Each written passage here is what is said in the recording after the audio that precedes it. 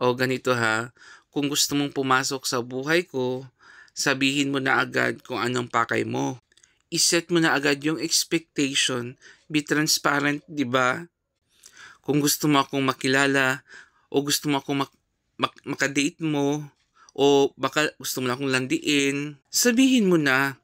Sabihin mo na agad kung 1 week lang ba or 3 weeks ka lang sa buhay ko. Sabihin mo na. Sabihin mo na, schedule natin. Para at least alam ko kung kailan mo ako iiwan, kailan mo ako lolokohin, kailan mo ako bibigyan ng trauma, at para alam ko rin kung kailan ako mag-move on.